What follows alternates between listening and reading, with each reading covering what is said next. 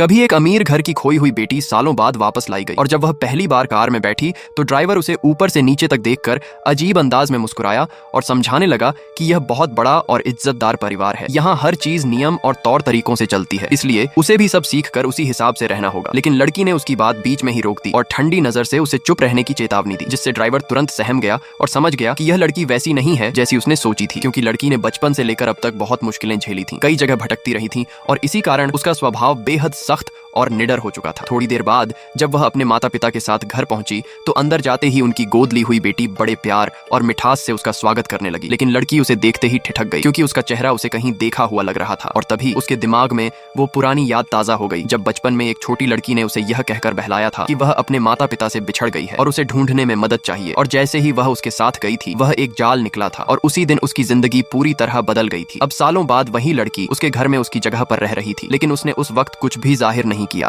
और चुपचाप सब समझती रही। इसके बाद गोद ली हुई बेटी उसे घर के नियम सिखाने लगी, यह बताते हुए कि यहाँ कैसे रहना चाहिए और क्या करना चाहिए। उसने दिखावे के तौर पर यह भी कहा कि अगर उसे जरूरत हो तो वह अपने पुराने कपड़े उसे दे सकती है। मगर लड़की ने उसकी बातों पर कोई ध्यान नहीं दिया और बस उसे देखती रही। तभी उसका भाई बीच में आ गया और उसने लड़की को रोकते हुए कहा कि जो कुछ भी पहले हुआ उसमें गोद ली हुई बेटी की कोई गलती नहीं है। यह सुनते ही लड़की के मन में पुराने जख्म फिर से हरे हो गए। उसे वह दिन याद आ गया जब वह अकेली छूट गई थी और किसी ने उसकी मदद नहीं की थी। यह सोचकर उसका दिल और भी सख्त हो गया। वहीं दूसरी तरफ भाई को भी अब अपनी गलती का एहसास होने लगा था। उसने शर्मिंदगी के साथ उससे माफी मांगी, लेकिन लड़की के लिए यह सब इतना आसान नहीं था, क्योंकि उसने जो कुछ सहा था उसे कोई भी महसूस नहीं कर सकता था। इसलिए उसने मन ही मन तय कर लिया कि इस घर में वापस आना सिर्फ एक शुरुआत है। पार्ट 2 के लिए कमेंट में यश लिखें।